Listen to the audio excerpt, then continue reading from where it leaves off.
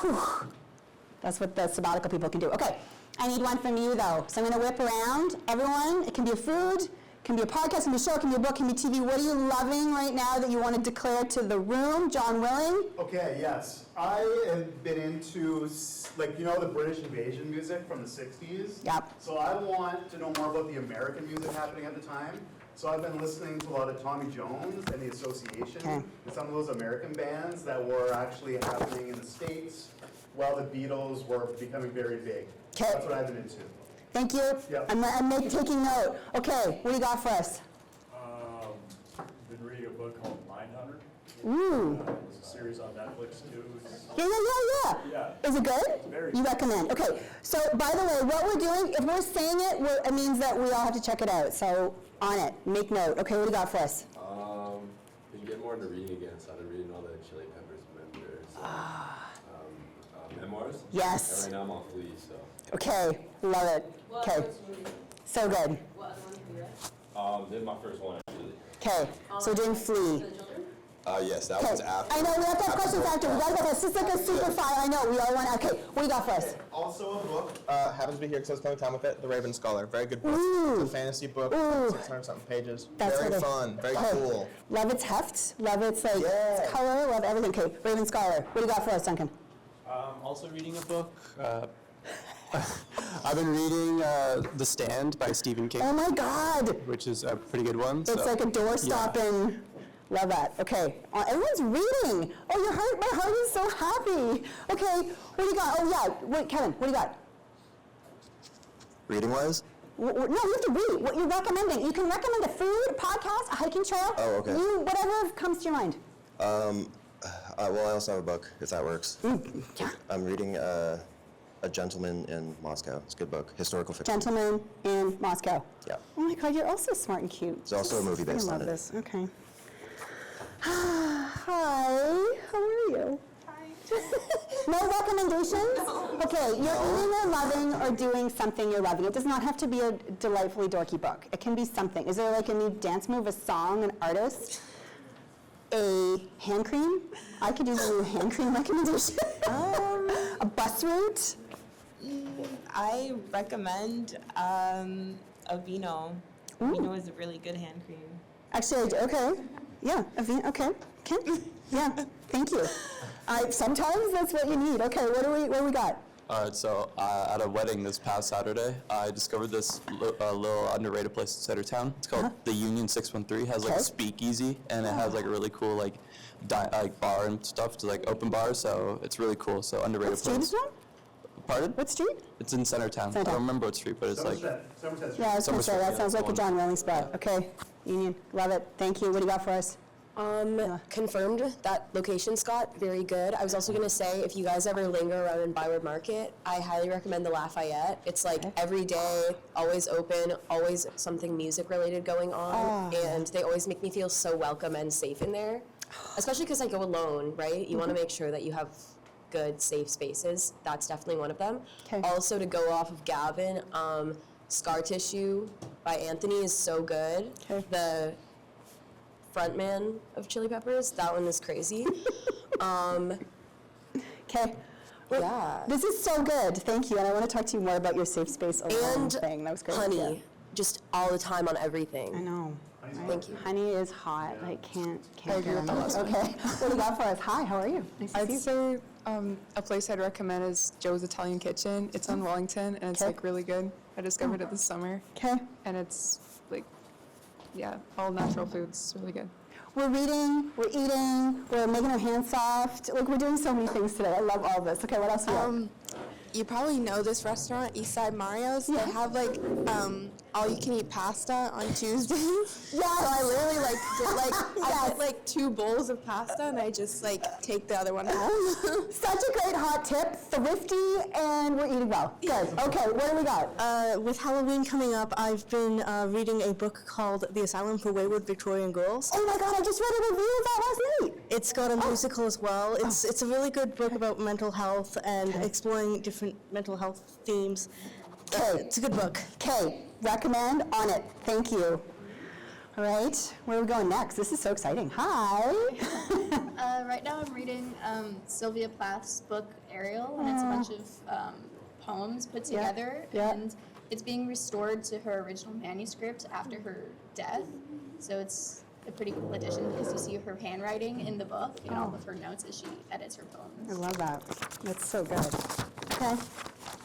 Right now, I've been listening to Freeway 3 by Lucky, which is a rap album that I really liked in high school. I started getting back into it recently, and it's the only thing I've been listening to for the last couple of days. Okay, I'm going to go there right after this. It's funny when either it's a book or a band or an artist or even one song you knew before and you meet it again and it lands different, and you're like, now's the time for me and that whatever. Love that. Okay, what do you got?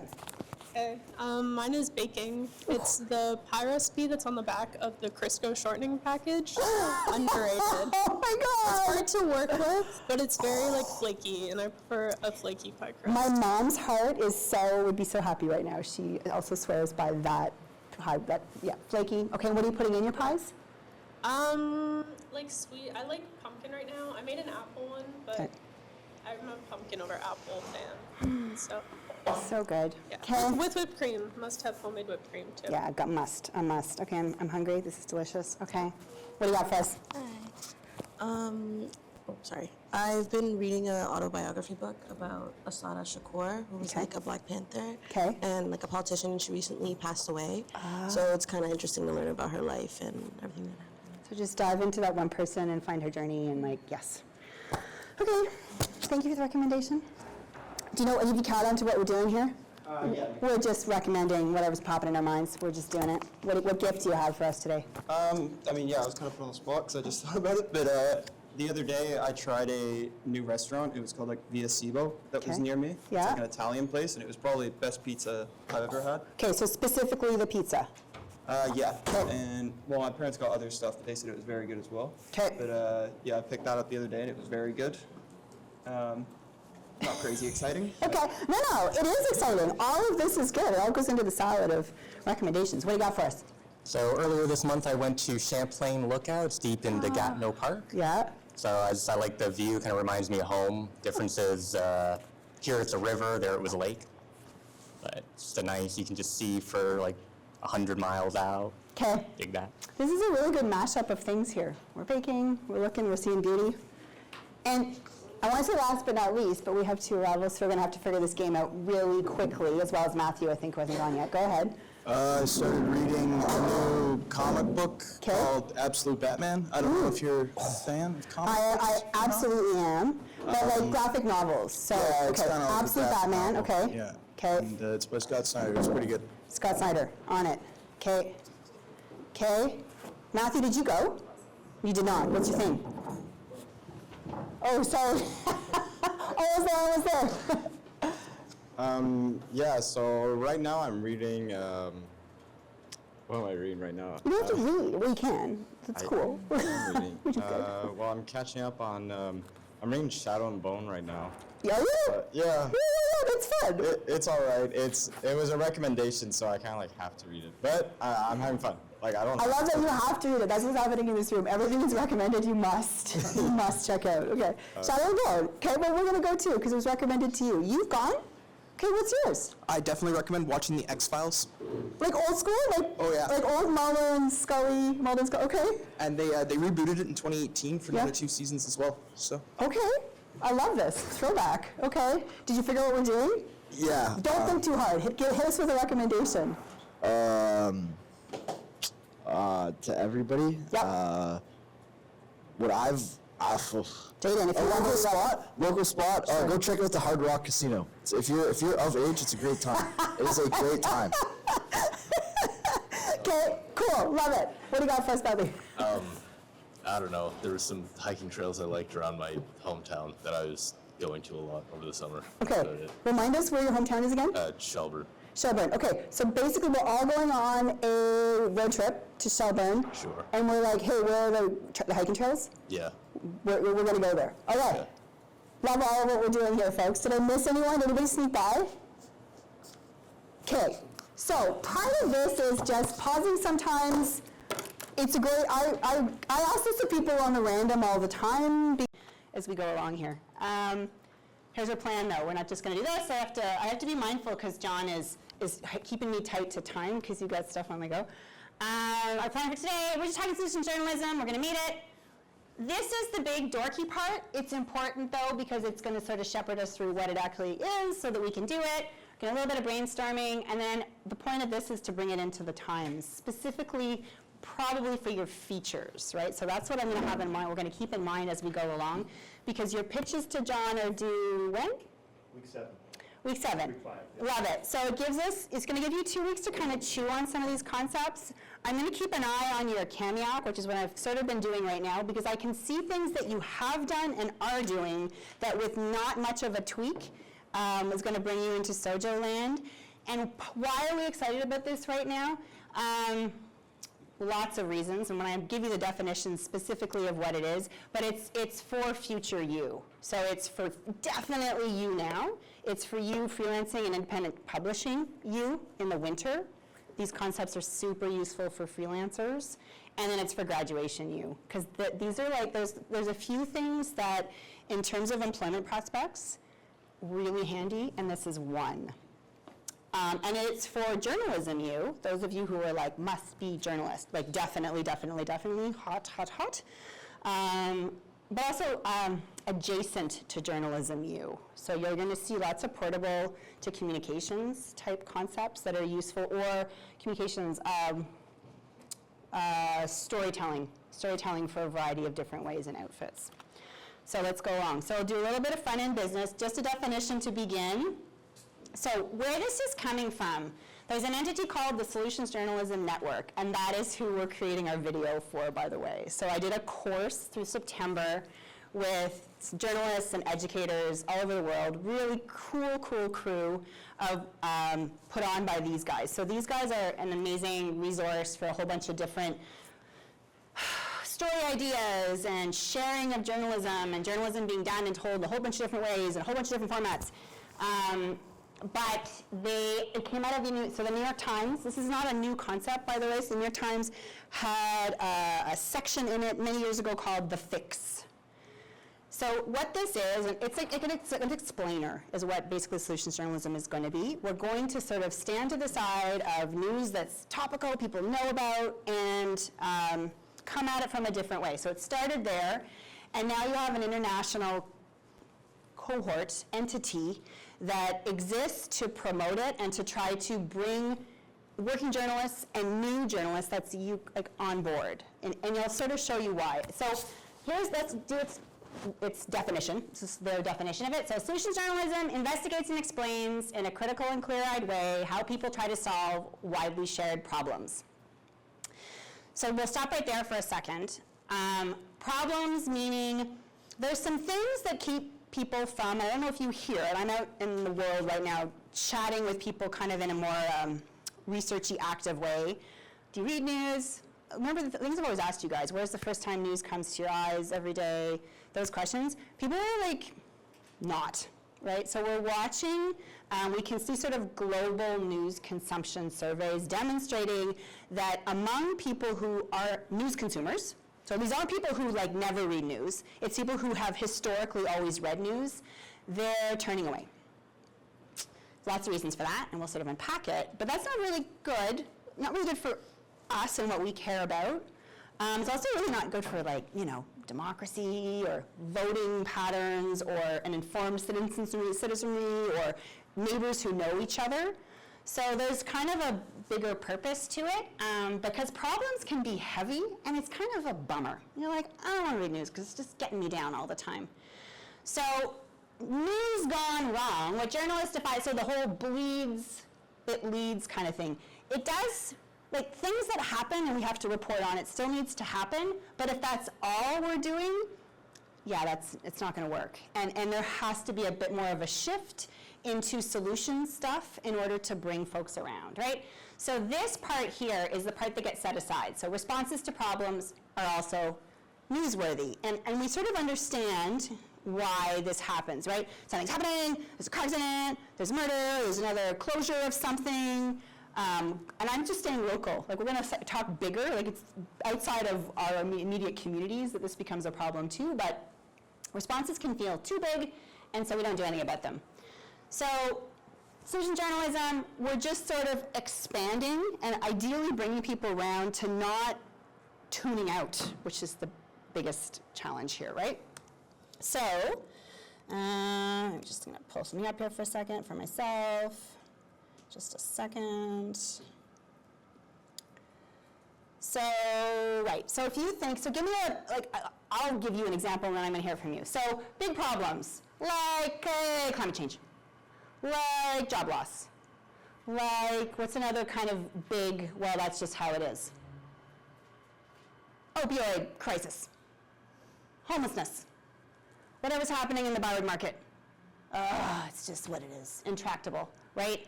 I'm in a funk. Like globally, war, all the really big stuff, right? So those things are happening and it can make people tune out. So this concept is when you add some sojo to the mix alongside those stories, because every day, let's just say, well, you know what, let me go, I'm getting ahead of myself, so let's just unpack. So we're doing it to strengthen the problem story. There they are.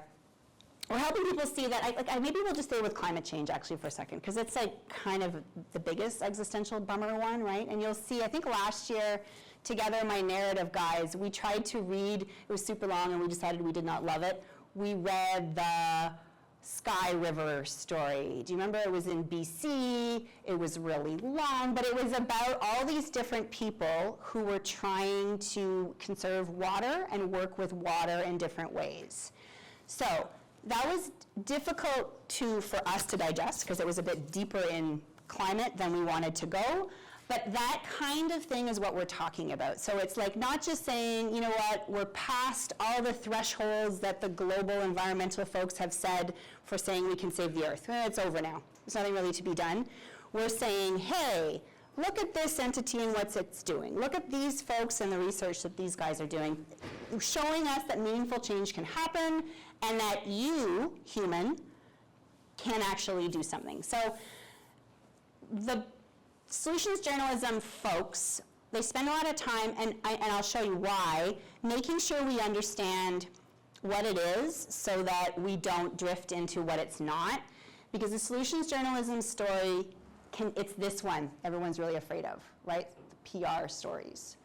So I'm going to show you a couple of examples of why we have to kind of be mindful of this, because if people are turning away from journalism because it's a bummer, they're also turning away, why else? People turn away from journalism right now. Give me some examples. People who are like, why are you studying journalism? Why, what do you think? Like turning away from reading? Yeah, or consuming it all, listening. Ads are a big part. Okay, so there's just, it's unpleasant. You have ads coming through. Someone's always trying to sell you something. Okay, why else would people turn away from journalism? Or just like roll their eyes at you perhaps. Or maybe they don't. Maybe everyone supports that you're studying journalism. Yeah. Pardon me? There's a lot of people that don't think it's credible anymore. It's that piece, right? And and there's nothing, no, I won't say something wrong. Opinion is fine in the mix. So an influencer sharing thoughts and just asking questions in the mix, that's fine. But if you also don't have someone who's doing the whole rigorous reporting, checking our facts, being accurate, deliberately trying to just be, here's what's happening, I've verified this, things get dicey, right, and people look away. So that's why it's really important when we're talking about solution journalism to kind of set this out. It's not public relations, and it's not just good news stories. And I'll show you why. And this sort of makes sense, right, because we need to make sure that the concept of we want to produce journalism that gives people hope, yes, there's this big problem. Someone's trying something. Maybe I can try something too, or I don't have to feel completely bummed out that this is hopeless. I can check into my news feeds and not be like, I'm going to come away feeling like, what the heck's the point? Because all the things of journalism have been applied. It's not just whatever. So this is where, let's look at a couple. So we're just gonna for a second, I pulled up, I tried to do kind of apples to apples. These aren't like the world's best examples, but this is from earlier this month. So we're not going to be able to obviously read the whole thing, but here we are. So another Ottawa supervised consumption site closes as province withholds support. So consumption sites closing. This is absolutely a valid story. We need to learn about this is why it's happening, why it's happened, sort of a little bit of the background to it. What is that about? What are we going to do in terms of, so a supervised consumption site in the Byward Market has closed its doors after failing to receive a crucial provincial endorsement before a midnight deadline. And it's going to unpack kind of how complicated supervised injection sites are. It's just a straight up happening. So this story should exist, right? And it, like in terms of reported events and then explaining to us why this reported event has happened. Has anybody read this story yet today? Did anybody dive into this one? This is from the 30th. John, did you happen to check this one out? Yeah, this is pretty fresh too. It's like 2 days ago, I think. Yeah. Any reactions or thoughts? Like, how did you feel when you came to the end of reading this story? Well, yeah, no, there's another one, essentially, right? Another domino falls. Yeah. Yeah. And that is kind of the point and the problem of any kind of opioid challenge stories, right? Is where everyone's sort of like, oh, there it is. Like, it feels so, challenge me, but it can feel really like, well, there's no hope. This is a friggin' mess. It's a mess and we're doomed. So, anyone disagree? Like, and it is a mess. So I'm not trying to sunshine wash it by any means. So this is Village Media at Sault Ste. Marie. So Emmett did his placement there last year. We're huge fans of Village Media. I know you talked about field placements earlier. Keep an eye on what the Village folks are doing. Village Media, super into solutions journalism and engagement stuff, so the stuff you're doing at your booths and bringing them together. So what these guys did and are doing, because this is part of a series they're running called Turning the Tide, they surveyed their Sault Ste. Marie. Anybody been to Sault Ste. Marie? Okay, so Sault Ste. Marie, like lots of communities in Ontario, Canada, North America, opioid problems, like significant challenges there. So when they polled their community members, what is on your minds? What is the biggest problem facing Sault Ste. Marie? Number one, like by a wide margin, was opioid crisis. It's affecting my family, it's my neighbor, my colleague, the place I go downtown, the area, I don't know what to do about it. They were feeling lousy. So what these guys are doing is they're running an ongoing series, like this is what they're doing, among other things, they still continue to report on stuff, about solutions that people are trying in the community to address the opioid crisis. They have engagement events where they bring community members together. Their editor will hold, little Zoom sessions so people can talk about it. Kind of at the point what we're saying is that, like, yeah, this is a problem, but what's being done? So here we have a story from them. This is a classic solutions journalism story. Obviously, we're going to read it all together, but I'm going to sort of pull out the elements for you that will sort of show you what I mean between why it's not a PR story and why it's not just whatever. Good news is we have these folks who are doing something. So they're trying a solution to a problem. And I'm going to back up for a second, so we're going to look at this together, because these are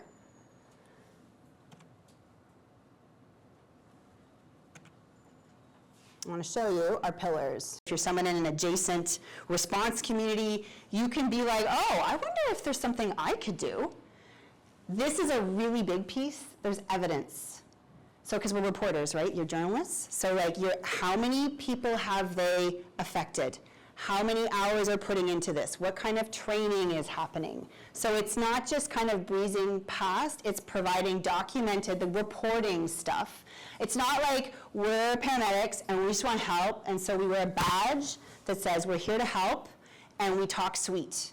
We do our jobs the same, but we're talking sweet. It's like, no, here's quantifiable elements and structure and things that we are trying to make the situation better. And then limitations. This is really important too, because again, not PR. So opioid crisis is not going to be fixed by our well-meaning, super awesome paramedics in the Sioux.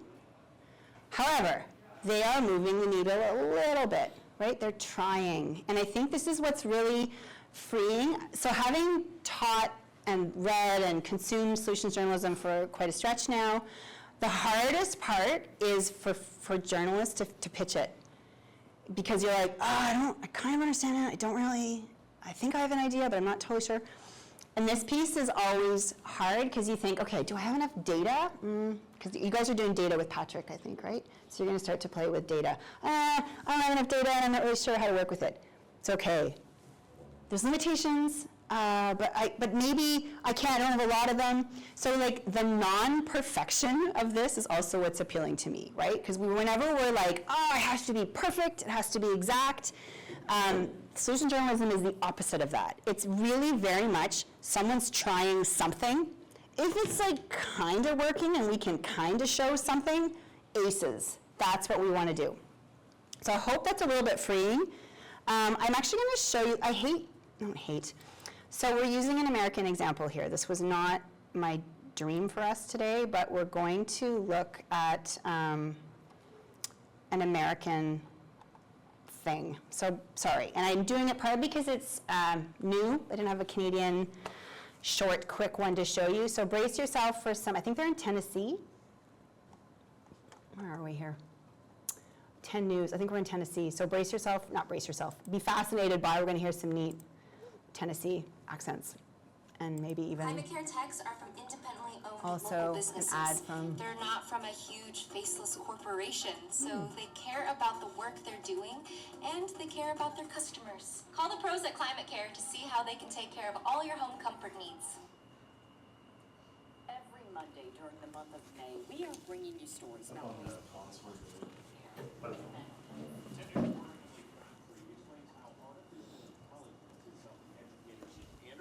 it's coming from here though. Sorry, because you guys can't hear this at all.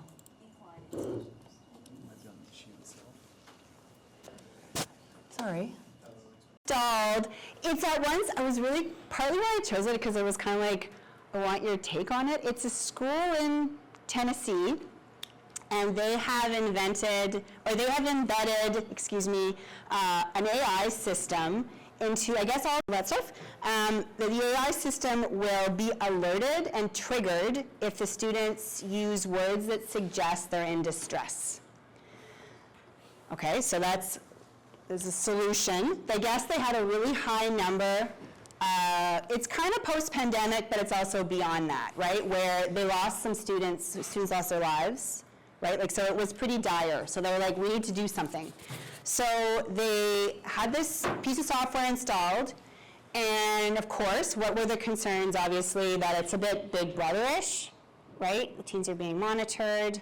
But what they actually found, and this is where, in terms of the evidence that was quantifiable, so X number of students have the software for X number of period of time, X number of lives, or X number of emergency situations were 20 over the course of a year.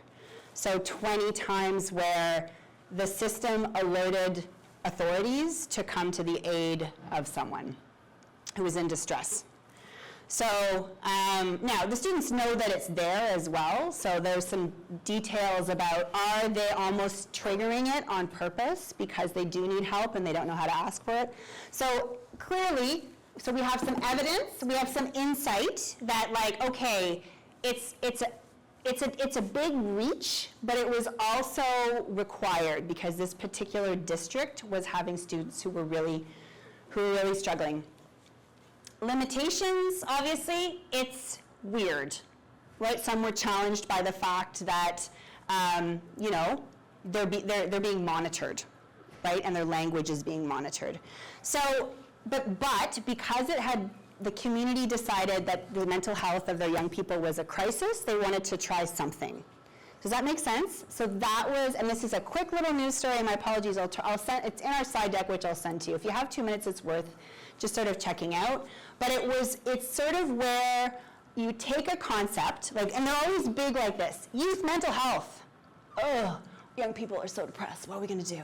Oh, it just feels like, it's that darn social media. Or it's darn loneliness, it's darn alienation. What are we gonna do about that? Oh God, I can't look. So instead, it's like, let's look at someone trying something and unpack from a journalistic perspective what they're doing to try to make it work.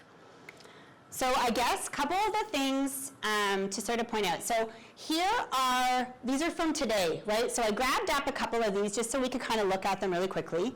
So today, if you were reading, actually let's do the goose one. It's an opinion piece. So. We have a goose reporter. Oh, come on. Are we into geese here? Yeah, we have our Nick, goose reporter. Nick, are you on? Yes. So geese is a classic solutions journalism type topic. So like, be mindful here because this could work. Actually, coyotes, geese, we love the animal stories in the solutions beat. And again, not just because we're chasing light and bright, but sometimes like, we got like the coyote thing, the bears in Bell's Corners. I was telling John about my turkey interaction yesterday. They are so big, right? Like, has anybody come up that really close with a turkey? Anyway, just like crazy, right? Okay, anyway. So, here, Bridget Pellerin, she's got just her column. It's a column, but so I'm using this as kind of a prompt. Has anybody sort of seen this story yet? Nick, did you read this one? Can you tell us about what this is about? I read it a while ago. Oh, it's okay. Just give me a gist of it. Give me the gist of. At Mooney's Bay, they're like trying to get rid of the geese. Okay. The poop, and the water skis going around. Anybody know why they're using RCs and not the drones that they're using other locations? It's cool. RCs are cool, like pretty fun, pretty municipally interesting to have a beach patrol vehicle. Too close to the airport? Yeah, and it's also the drones can't go in the air because we're actually too close to the airport at Mooney's Bay, right? So they're like, okay, we got these things. So we got beach patrol.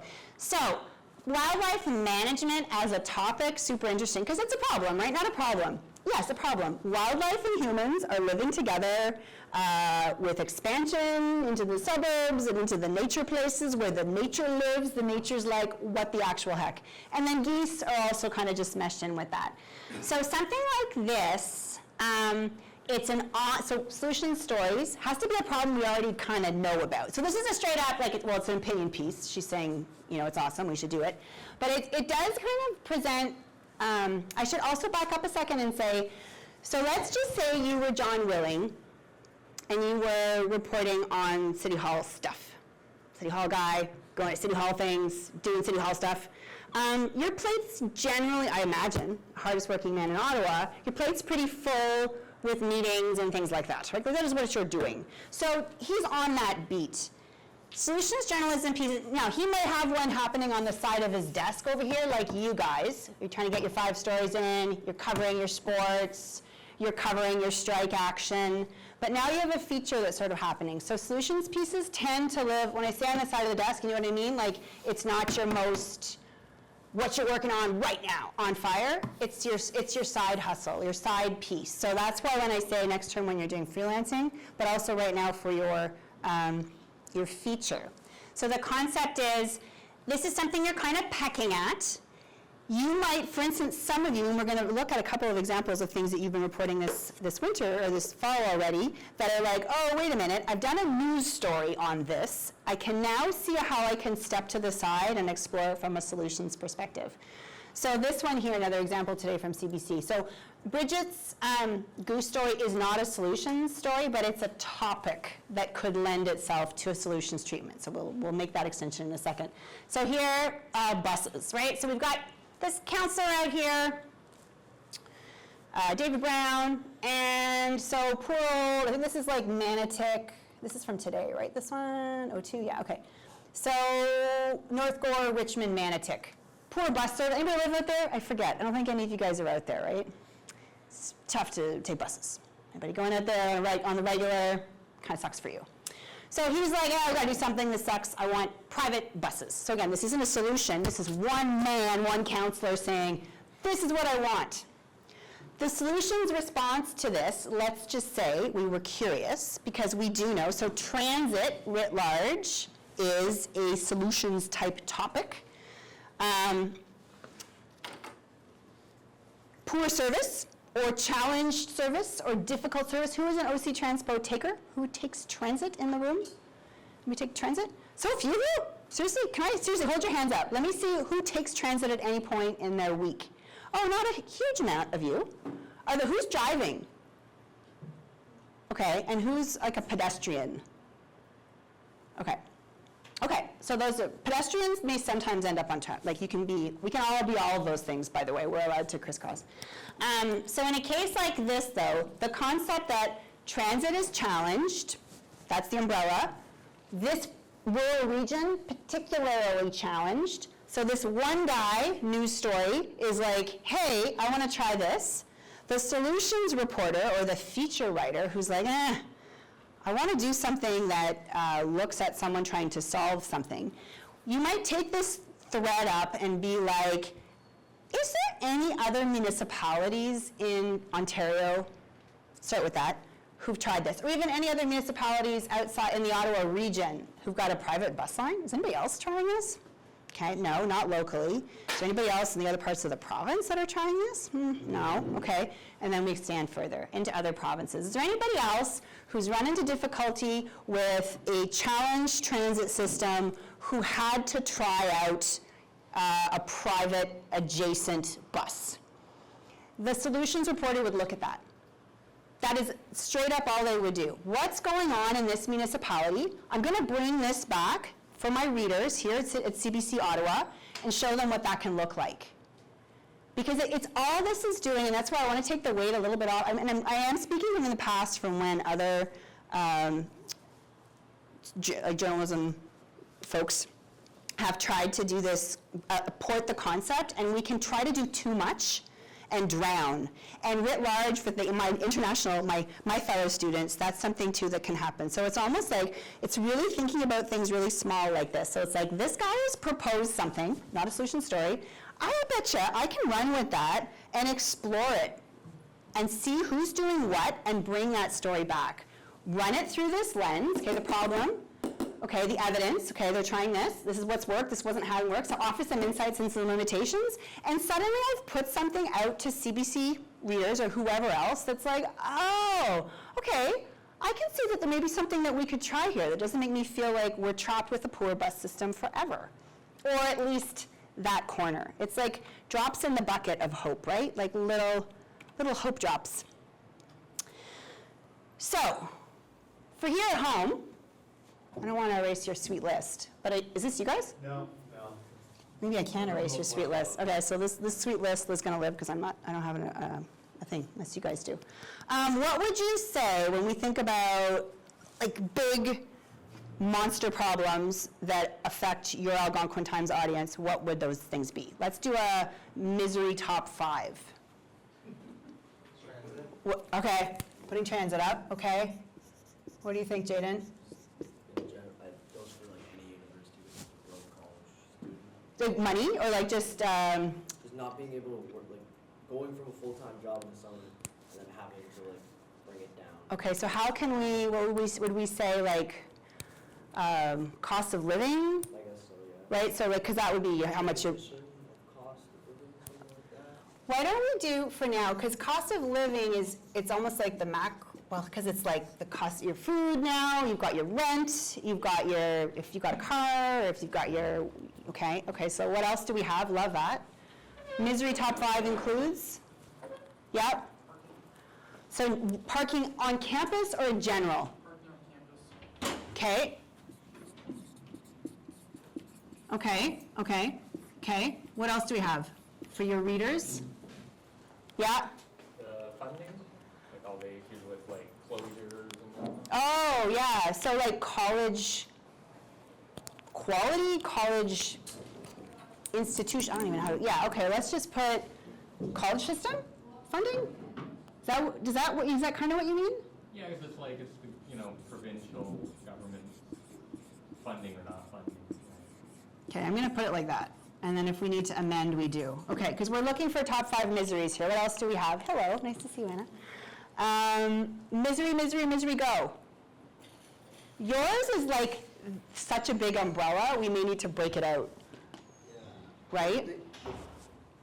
I think, I don't know, to speak personally, it's like working for like 45 hours a week to then getting only 10 during Oh. like So is it because you want more hours and you can't have them, or is it because you're trying to balance? Being able to like balance everything and still feel safe. Oh, okay, so let's can we say work-school balance?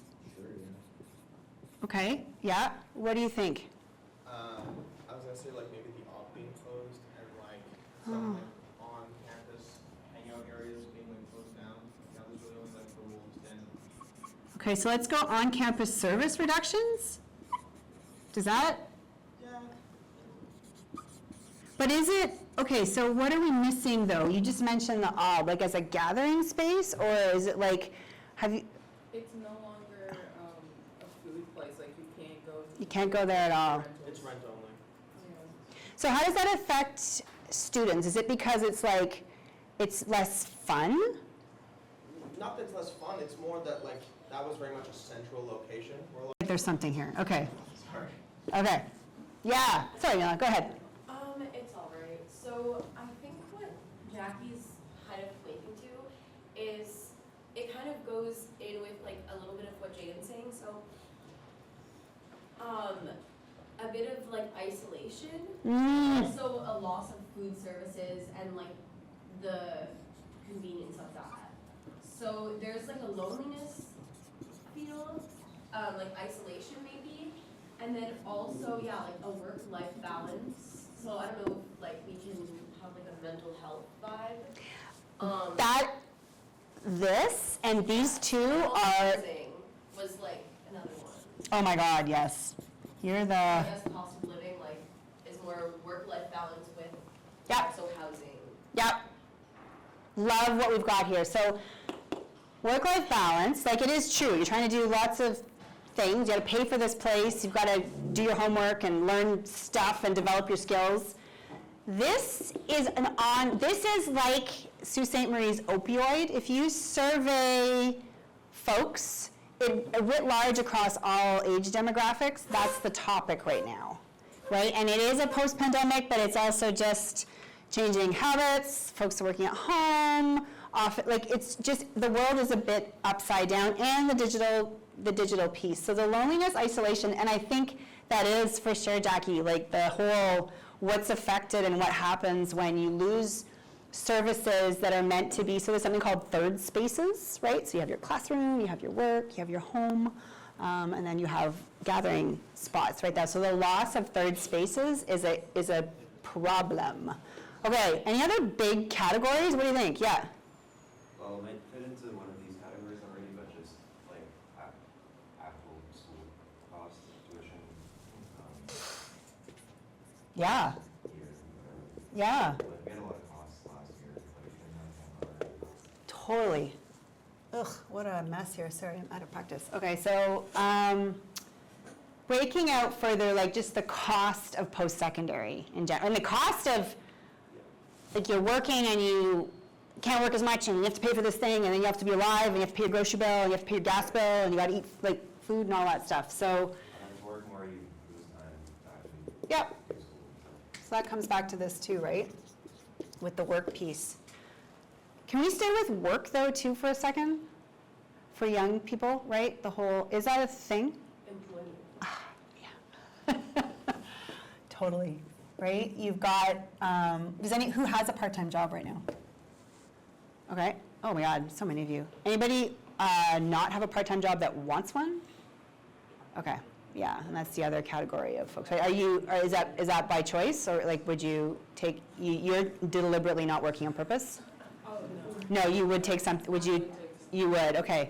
So that employment piece, whether it's, so employment writ large, it's like, okay, balancing employment with school, wanting to work and not able to find it. And then for you fine folks, haha, here we go, so you're in your final year, right? So come spring, launching into the wide world, the new grad employment market is of your concern, as well as, we're talking about audience members, your audience members are concerned with that, right? You're here at a training institute to have some good times, to develop yourself, to get some skills, to meet some people, right? Loss of any kind of social is bad. But also, like, you're then launching into an employment sector, right? So employment writ large, like, again, we're defining these things as problems that are things that are on people's mind. And there's not, like, there's always going to be dribs and drabs of stories that happen. New employment numbers for young people, all that great stuff, right? So back to, so like topically, these are really interesting umbrellas. I'm actually for a second I'm gonna circle a few. Can we decide that I'm kind of putting my thumb on the scale a little bit here, but like employment, I'm gonna put with your, parking, I know you were really excited about parking all the time. Can we just say, we're gonna go transit/transportation as a category, okay? Because then we can kind of link them together. Because we're gonna choose 5 that we're most excited about. So we've got our employment, and that can be employment issues now, right? Can't manage the job, can't get a job, or soon to graduate and needs a job. Employment, okay. We've got this one, is just sort of, which can be touched by, and I'm going loneliness because you're gonna see what I mean by it, right? In terms of just difficulties that can come along with, being a human in the world and having to engage with other people in useful ways. Housing, is everybody housed where they want to be right now? Everybody has a roof over their head, feeling good about it where they are. But I think writ large in Ottawa, we've got lots of conversations locally about housing, right? There's stuff being built, some traffic fallout of stuff being built, different things happening at City Council based on housing. That's 3 though. What would we say? College system? All of that. Yeah, this whole, what's going on there? Because it's affecting the quality of your experience and then the dollars you're paying for your experience, right? So we've got 1, 2, 3, 4. Or wait, yeah, 1, 2, 3, 4. What would be our 5th? Or have we missed something altogether? So you think about your audience, moving about their lives, anything kind of get your people down? Do people care about the earth? Or like war? Or like, oh, I know how we can see. Let's do this for a second. Let's go, what we haven't done is partly it's a bit of a mood situation, right? So what happens is when you hop into, and I just grabbed CBC, I could have grabbed CTV or Global Mail or Toronto Star or whatever I wanted, but news tends to be like, am I on top? I'm not on Ottawa, right? No, I'm on the top stories. Okay. So the world can be tough right now, right? We've got some things happening. What would we say top 10 or top 3 bummer international or national stories going on right now? Hit me with a bummer. What has you down? Or what do you avert your eyes from? Well, maybe that's. Anybody look eagerly to war? Are we following Middle Eastern crisis situation, European? Yeah, we're. Just said that he'd commit Canadian troops to going over to Gaza. Okay, so there's like little pieces of updates to war, and then there's kind of war writ large, however we think about that. We've got our US-Canada situation, right, which has a gazillion different kind of tentacles, however we think about that.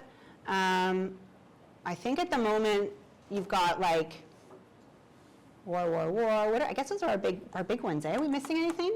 Just general climate malaise, like what's going to happen, climate, and then again, little bits and bobs.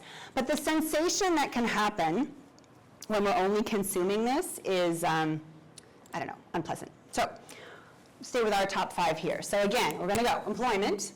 We're going to go transportation. We're going to go college system. We're going loneliness, isolation, and are we missing anything? Kind of this? No, that's kind of blended in too, isn't it? Okay, we're going to do 4. So we're going to brainstorm a little bit of brainstorm action, because why not? So we're going to think about how to make these digestible for the Algonquin Times. So there's this really amazingly super fun tool. It's linked in this slide deck, but you can also just get it, Story Tracker or Solutions Journalism. You're going to tap it into your own computer right now, put solutionsjournalism.org. I think the slide deck is up in your Brightspace folder, so you can just jump on the link that's in my slide deck there. Not yet. Not that? Okay, it's not there. Okay, so yeah, I emailed it to you. Sorry. Put it up there now. Sorry. Do it now. Okay, sorry. So into the Google machine, just put Solutions Journalism Tracker, and you will see this thing. Why it's a super fun tool, I'm going to show you, because we're going to play with it right now. I'm going to put you in groups, you're going to play with it, we're going to do a little bit of brainstorming, really quick, it'll be super fun. But why I love it is, so here's the advanced search. You see what I just did there? I went to the search bar. Folks all over the world submit their solutions journalism stories, and they all get aggregated inside the tracker. So what's fun about it is there is a student journalism category. And so what's really fun is, in terms of just kind of mining it, we've talked lots about how you come up with story ideas, right? And kind of looking at what other folks have done and seeing if you can port it into your own school paper is a really tried and true technique. So these are other student journalism outlets from campuses all over the world. So music and mental health, and sometimes they're not portable. But they can be like, oh, I wonder if there's a group in my community doing something kind of like that. So having a look through what's available is sort of the first step. The other thing that's kind of neat with the tracker is you can also do it by whatever location, right? And I like that. I use this one quite a bit where I'm just taking a look. I'll just stick in my Canada and see what's happening here in town or in the country. Again, taking a look. Right, and so you are going to, the Canadians are overrepresented for sure on the climate side. We're just into the climate. We've got quite a few really interesting climate entities. So what we're going to do though is basically in your group, have a look at the tracker with your topic and see, have other student journalists done anything that basically we can try to emulate and port and shape that would suit the Algonquin Times? Or is there any other Canadian outlets who've done something? Or actually, it doesn't even look abroad, look all over the place. But with the keyword of your subject, have a look at who else has done what. What I also did for your kind of reading pleasure, so John, I know we didn't quite do it the same way last year, but I pulled up the 22 and 23 Sojo pitches. So for instance, there's a couple of coyotes. We're always usually into the humans, wildlife, what the heck are we going to do about that problem? So there's a couple in here you can have a look at. And why I popped this one up, this is for your feature life, by the way, is when you're looking for story ideas, Sojo story ideas can sometimes be like, I don't know where to go, I don't know where to look, because you try to do too much and then your heads explode. We don't want that for you. But what I did is I brought up, these are all these are 2 years worth, because there's a link to the year before too. So you can kind of look through. There's folks who found groups and entities and projects and groups and people trying things that are now 2 years old, and there will theoretically, if they still exist, be data to work with, because Patrick's going to want some data stuff from you too. So when you get your slide deck, kind of bookmark this link, because I think it'll be of use to future you. Current you, however, we're just going to play with this. So I'm going to randomize your groups. I'm so mean, right? So, because I was a student this month, and I made friends. They were really nice. I wanted to bring them to class to meet all of you guys too. They were super cute. And they sometimes, actually, they never let us pick our groups, because they didn't want you to. And I know you guys know each other really well at this point, and you're still like, don't do it, but I'm going to do it anyway. So, how many of them are here? We have, I believe, 20. I believe we have 20. Whatever. Whatever's the problem. They're trying something. Let's see how it's playing out. Okay. Other transportation crew. What did you guys come up with? Thank you very much. That was good. Yeah, we kind of went on the safety of riders kind of path following that. Safety of riders, like what?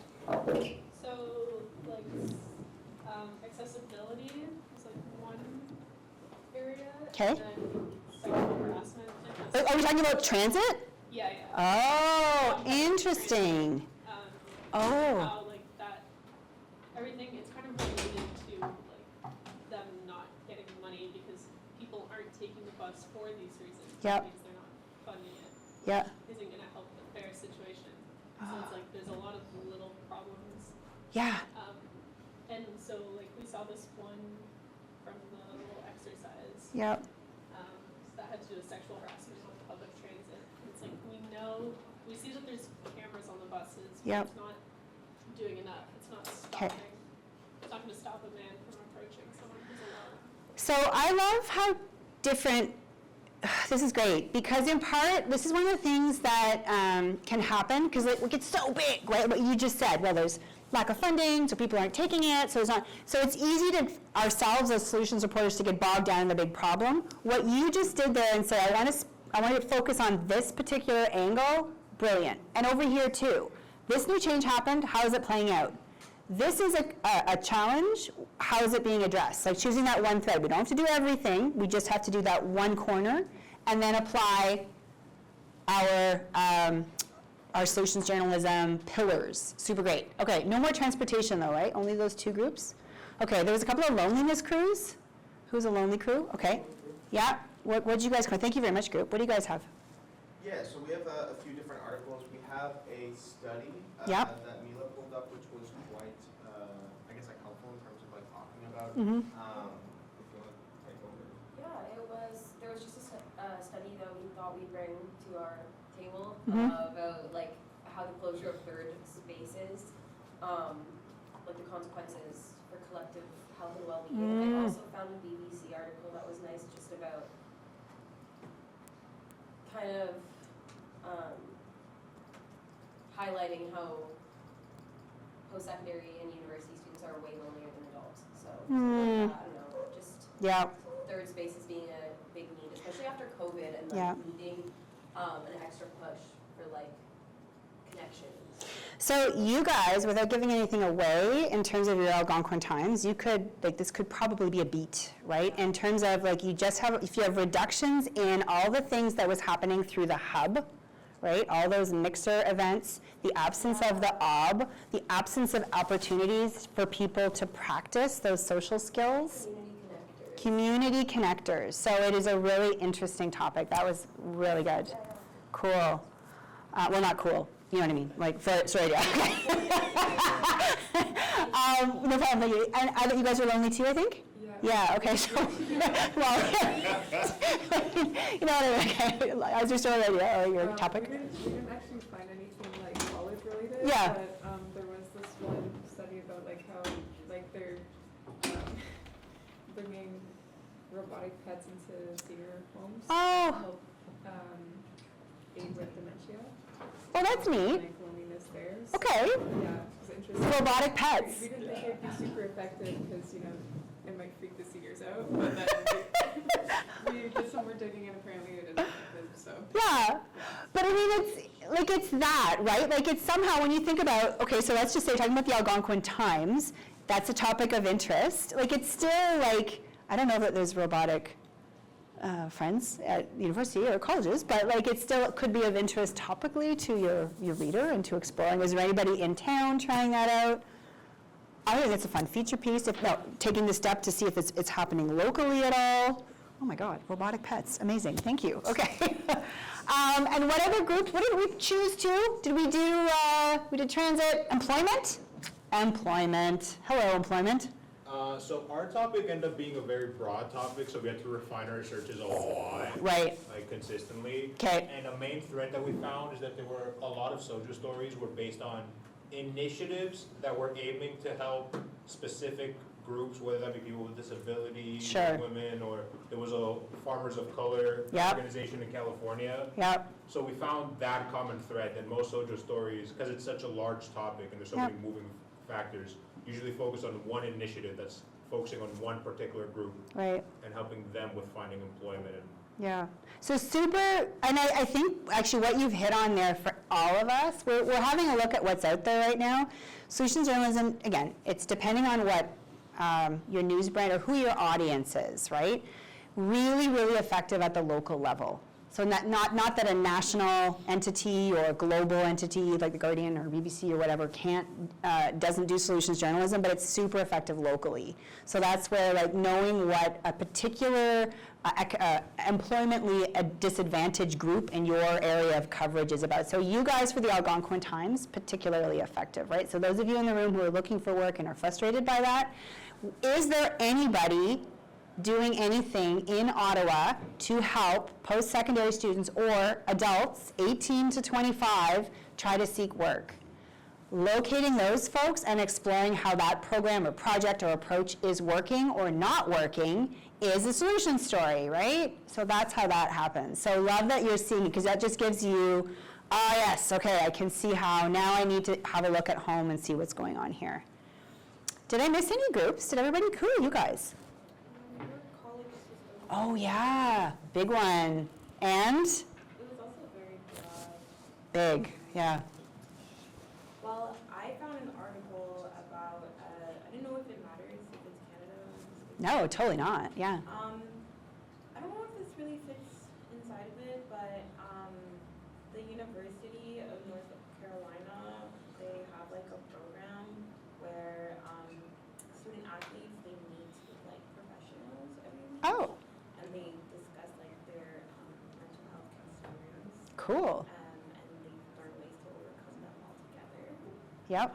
So I thought that would be like a solution. Well, it is, and if you think about college system challenges, or even like, that's where it kind of bridges a little bit into the employment piece, but like anything, like, because the college actually has some really cool bridging programs I've seen coming through on my LinkedIn between different industries and sectors and current students, right? So I look at climbing into any one of those programs and what's going on and how it's playing out, like what kind of numbers are there to show that it's successful or what its limitations are, and all that good stuff could be great. So like, I think that it's just sort of a thread that can lead you, yeah. As for the college system, you're right, it is very big. Anything else come out of that one, or just like, It also kind of goes into like it affects social impact. yeah, it does.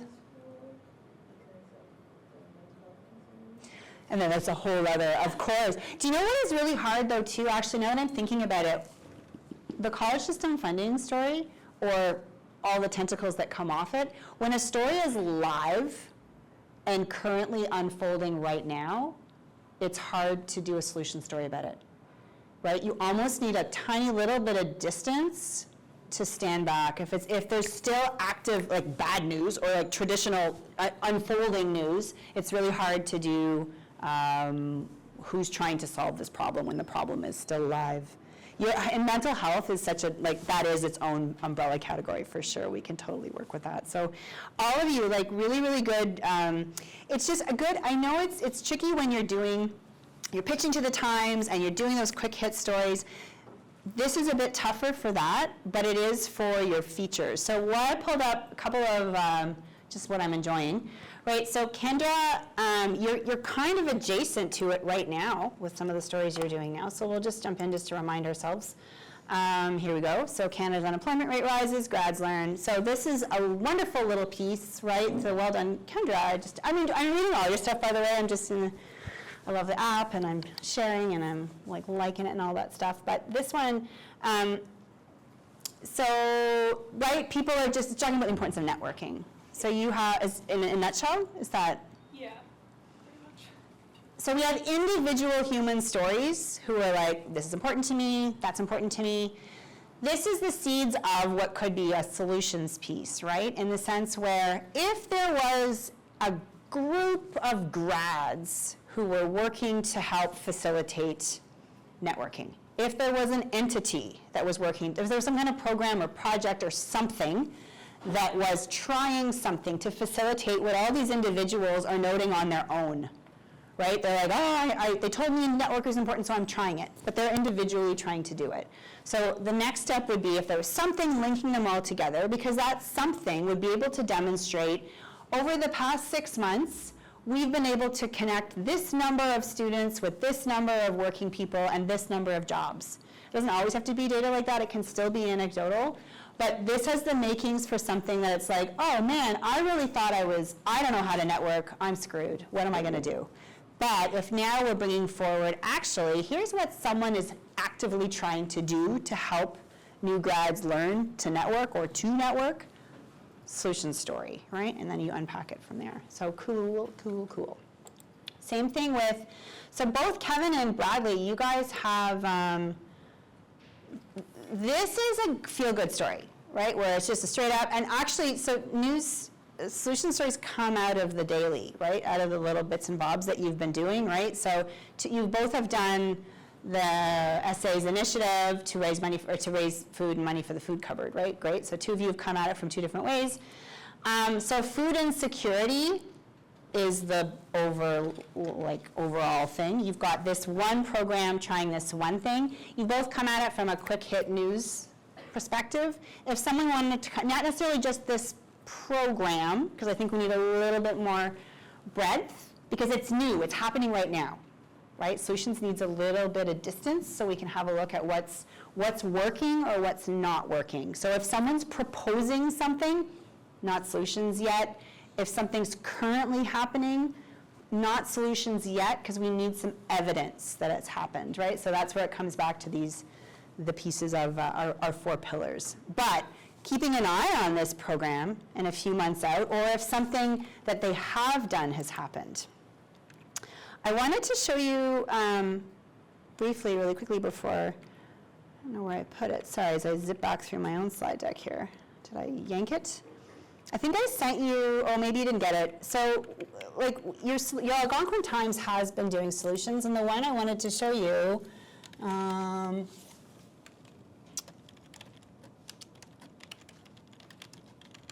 think we looked at it last year in narrative, but I'll just show you quickly.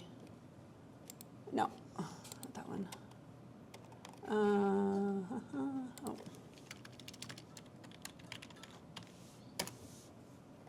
Yeah, there we go. So this is one of your, this is a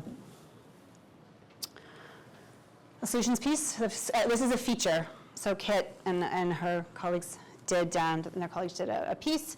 I don't know if any of you play with this app, Good to Go, Too Good to Go app. So a whole bunch of businesses around the college. Actually, if you don't have it, you should check it out. Those of you looking to save a little money, it's pretty handy. Things that are about to expire, like day-old bread, or just they've made too much of something. Any local business that is joined up with Too Good to Go, they'll sell it at like 50% off, 75% off. It obviously doesn't end up in the landfill, but it's a great way for you to go to this little business, have a look, grab stuff. So what these folks did, it's not a Canadian-made app, but it's operating in Canada, and they will share some data. So what we've got is really cute little, and they've done a video to go with it. So we're meeting some of the local businesses, Keeping It Vegan, which is just a bakery over here in Craig Henry. Really nice examples of students who've gone in to use it. You talk to the owners.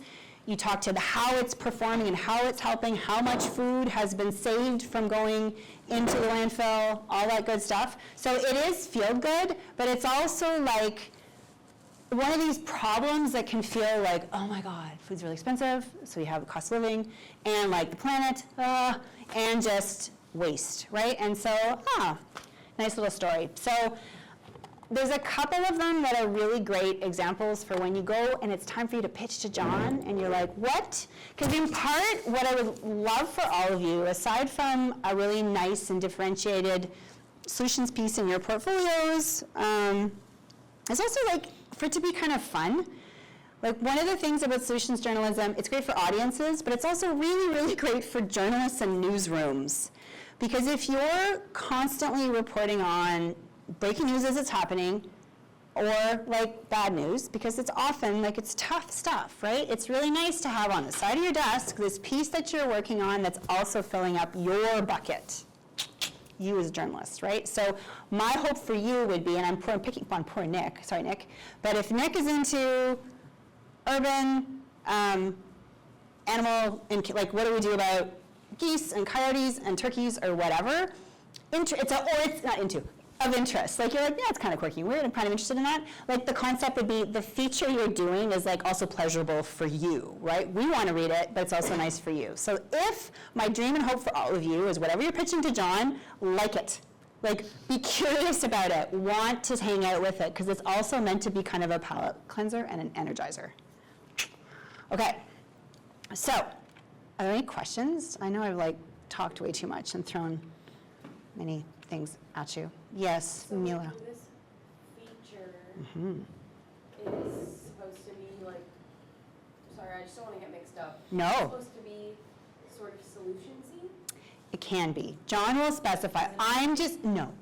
Because I had an idea for like a student that's, I don't want to give it away, but just like they're Yeah. going through a lot of issues with getting here and living here and the bar trip and everything. So I was like, I don't have a solution for them. But No, brilliant. So no, if you have like other than solutions that you can pick, John will give you his specs. Okay, cool. Tuck this behind your ear because we will meet again in the fall, or in the winter for freelance and independent publishing. So if you can't see a way this time through to come at a solution story, you'll have another time next term where you might want to think about it. So I'm giving you some resources though. These are also in your slide deck. There's the tracker you just looked at. Love. These guys, by the way, Green Line out of Toronto, really progressive, super fun journalism for everyone. So it's specific to Toronto, but like if those of you who are interested in third space stuff, they have an amazingly cool journalism or solutions plus engagement model. They just do really innovative kinds of journalism. So have a look at them.